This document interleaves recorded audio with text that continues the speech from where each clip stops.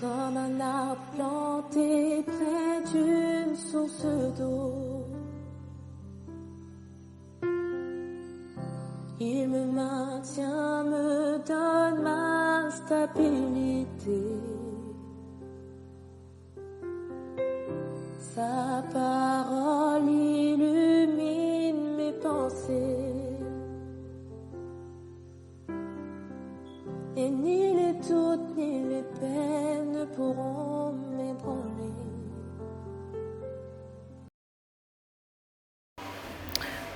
Bonjour à tous. Nous sommes des femmes chrétiennes, donc des femmes disciples du Seigneur Jésus-Christ, Yehoshua Mashiach. Et nous venons par le canal de Secours Extrait présenter aux uns et aux autres une vision, une œuvre que le Seigneur a bien voulu susciter pour l'édification de tous.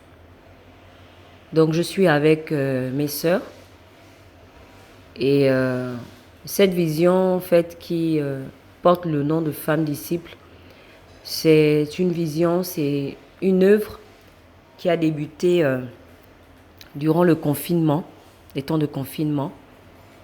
Et nous avons beaucoup travaillé dans les coulisses, dans la prière, dans le partage de la parole. Et le Seigneur nous a mis à cœur de rendre cette œuvre un peu plus visible en mettant en place une chaîne YouTube. C'est quoi le but de cette œuvre? Le but de cette œuvre, c'est simplement, comme son nom l'indique, c'est d'encourager les femmes, d'interpeller les femmes au discipulat, à être des disciples du Seigneur. Toutes celles qui sont déjà chrétiennes et celles qui ne le sont pas, dire aux femmes que être une femme ne nous dispense pas d'être des disciples du Seigneur. Lorsque le Seigneur nous appelle, il touche nos cœurs. Le Seigneur attend de nous que nous puissions demeurer à ses pieds, apprendre de lui. Et au moyen de sa parole, il nous communique des pensées, il nous communique des vérités qui sont indispensables à notre croissance spirituelle et à notre marche sur terre. Or, le constat fait aujourd'hui est que bon nombre de femmes, se disant chrétiennes, ont beaucoup négligé la méditation de la parole. Négligent encore même aujourd'hui de méditer la parole, de vérifier les Écritures, de consulter les Écritures par rapport à leur vie, par rapport à tous les aspects de leur vie, je dirais, et même par rapport aux événements qui se passent autour d'elles. Beaucoup de femmes, malheureusement, des femmes chrétiennes, se sont limitées à une vie, on va dire, superficielle. Une vie qui n'est pas basée sur la connaissance de la parole, mais plutôt basée sur des expériences personnelles, basée aussi sur parfois des prophéties, de ce qu'elles ont entendu des gens dire, mais qu'elles n'ont pas forcément vérifié. Et le Seigneur, voyant tout cela, a voulu que nous mettions en place en fait cette chaîne YouTube pour partager la parole. La parole est le centre, la parole c'est le fondement. On ne peut pas réussir notre vie chrétienne sans la parole, parce que c'est la parole qui finalement est le moyen par lequel le Seigneur passe pour nous révéler notre nouvelle identité, et les choses qui sont attachées à la nouvelle vie que le Seigneur nous donne. Donc, je vais donner la parole à notre sœur par rapport à la présentation de cette vision. Bonsoir à toutes, à tous et à toutes.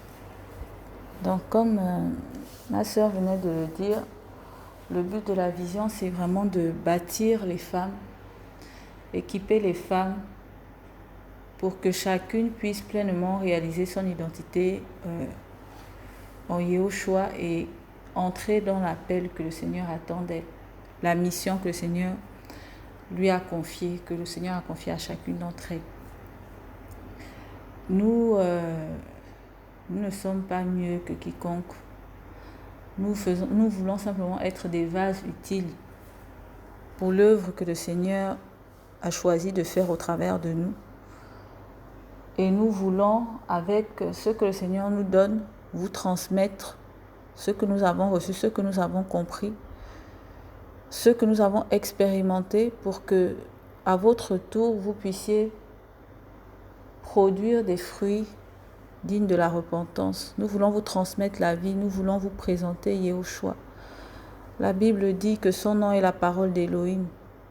Le Seigneur n'est pas dissociable de sa parole, il est un. Il a dit, en partant, il a donné cette directive aux disciples, il a dit « Allez et faites de toutes les nations des disciples ».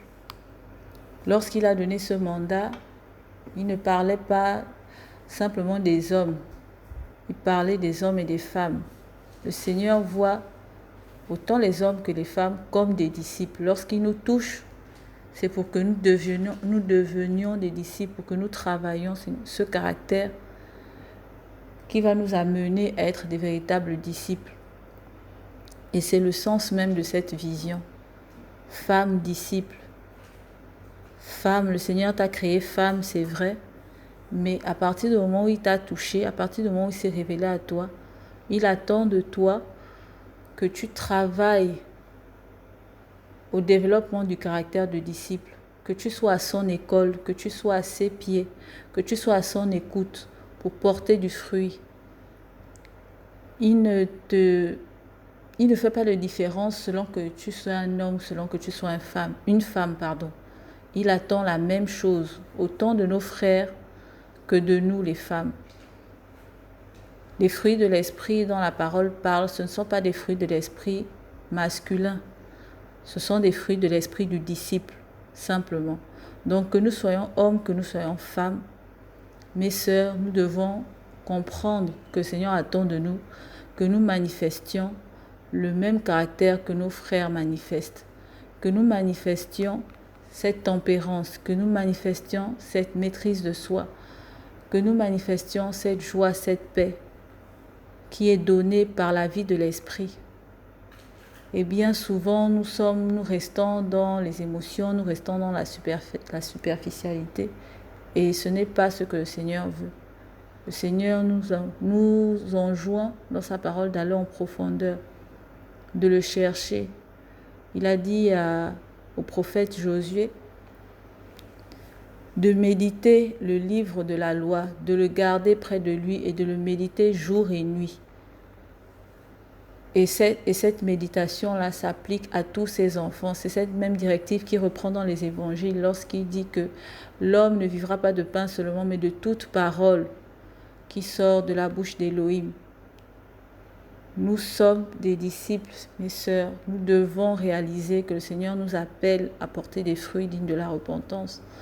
Et qu'au dernier jour, lorsqu'il viendra, comme il a fait avec le figuier pour venir récolter des fruits, il va nous examiner et il va voir si nous avons porté ses fruits, si nous avons manifesté son caractère, si nous avons manifesté sa vie.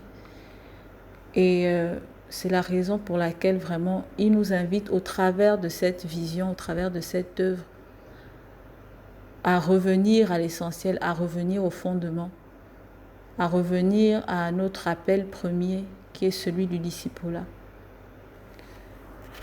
Que le Seigneur soit béni.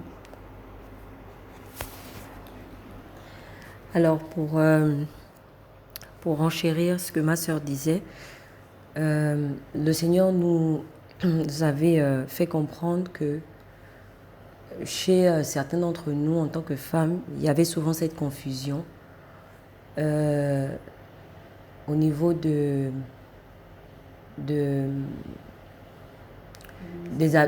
l'appel au ministère, en fait.